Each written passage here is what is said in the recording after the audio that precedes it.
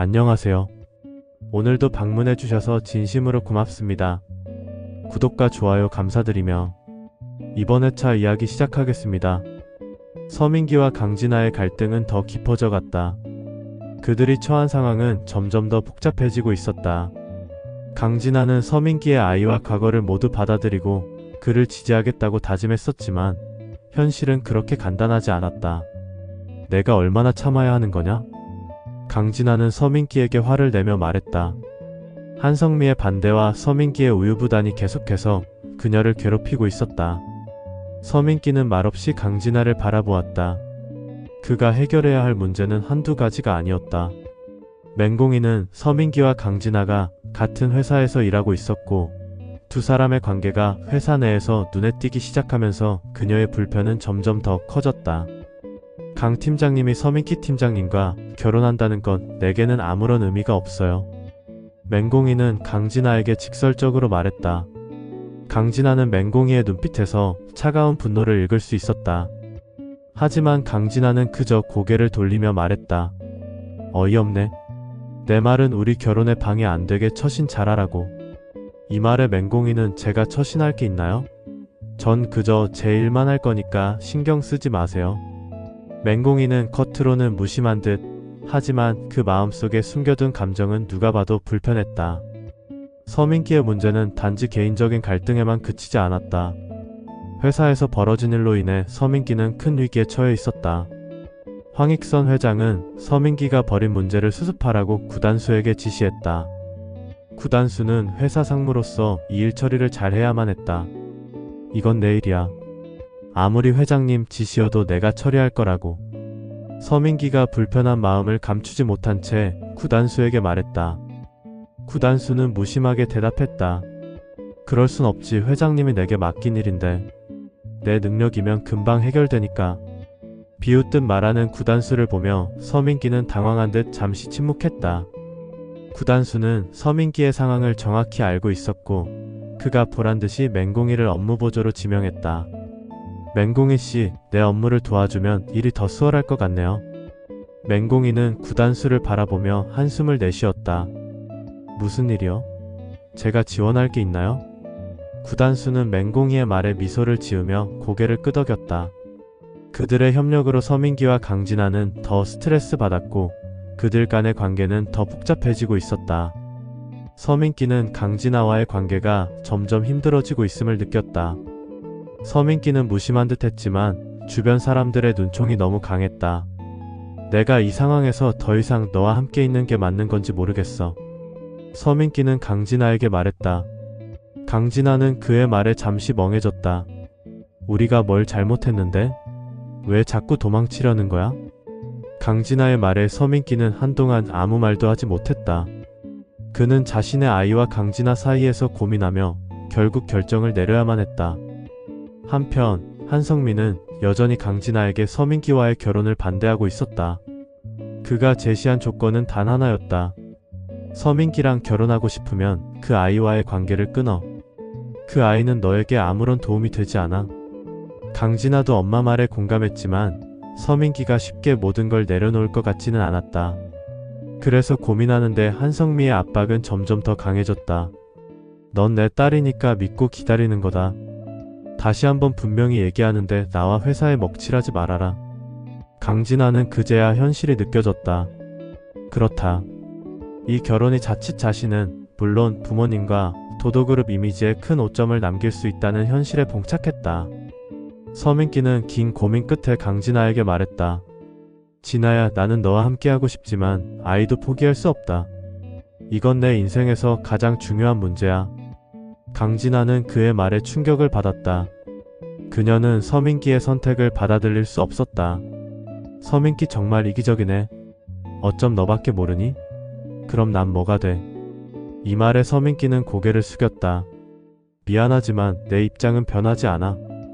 그러니 이 선택은 내가 해야 할 것 같다. 강진아는 할 말을 잊은 듯 어이없이 그를 쳐다보다 그대로 돌아서 가버렸다. 결국 그날 두 사람의 갈등은 여전히 풀리지 않았다. 한편 황익선 회장은 구단수에게 회사의 성장과 함께 개인적인 문제도 해결해야 한다고 강조하며 맞선을 보라고 권유했다. 구단수, 내가 이제 나이도 있고 일만큼은 충분히 잘해왔으니 이제는 결혼해서 가정도 꾸려야지. 주말에 손자리 잡아놨다. 꼭 나가봐라. 하지만 구단수는 바로 이어 고개를 저으며 이를 거절했다. 할머니, 난 아직 그런 일에 신경 쓸 때가 아니야. 구단수는 단호하게 말했다. 그는 혼자 된 맹공이와 구름이를 포피라고픈 마음뿐이었다. 황 회장은 구단수의 말을 듣고 고개를 끄덕이며 더 이상 대꾸하지 않았다. 대신 오드리에게 일을 맡기기로 결심한다. 내가 단수의 진짜 엄마라면 그를 설득해서 결혼을 고려해보게 해라. 황 회장은 오드리에게 강하게 지시했다. 오드리는 난처했지만 결국 구단수의 행복을 위해 그녀도 움직이기로 결심한다. 그녀는 구단수에게 맞선에 대해 이야기하며 설득을 시작했다. 오드리는 자신만의 방식으로 구단수를 향한 진심을 전하려고 한다. 엄마, 우리 정말 힘들게 다시 만났는데 괜한 일로 엄마랑 불편해지기 싫어. 할머니 말씀 무시하세요. 내가 알아서 할게, 엄마. 오드리의 입장을 알기에 최대한 상처받지 않도록 답변한 구단수는 공의를 위해서라도 하루라도 빨리 고백하기로 마음먹었다. 한편 강명자는 병원으로부터 전화를 받는다. 임순희 씨 상태가 급격히 나빠지셨습니다. 곧 병원에 오셔야 할 것 같습니다. 그 말을 들은 강명자는 정신을 차릴 수 없었다. 강명자는 급하게 병원으로 향했다. 도착하자마자 병실에 들어서자 그녀의 눈앞에는 의식이 없는 임순희가 누워 있었다. 의사는 임순희 씨가 심각한 상태였으며 몇 시간을 넘기지 못할지도 모른다는 충격적인 예우를 받았다. 강명자는 손끝이 떨리며 엄마의 손을 꼭 잡았다. 엄마, 안 돼. 제발 부탁이야. 엄마가 없으면 난 어떡해. 강명자는 울음을 참을 수 없었다. 그녀는 엄마와의 시간들을 떠올리며 후회가 밀려왔다. 지금까지 엄마에게 제대로 된 사랑을 표현하지 못한 것이 마음에 걸렸다. 그 후 강명자는 정신을 차리고 임순희의 병상 옆을 지키며 엄마의 상태가 조금씩 호전되기를 기도했다. 또한 그녀는 자신이 아직도 엄마의 손을 놓지 못하고 있다는 것을 깨닫고 이제껏 제대로 못했던 말을 해야 한다고 마음을 다잡았다.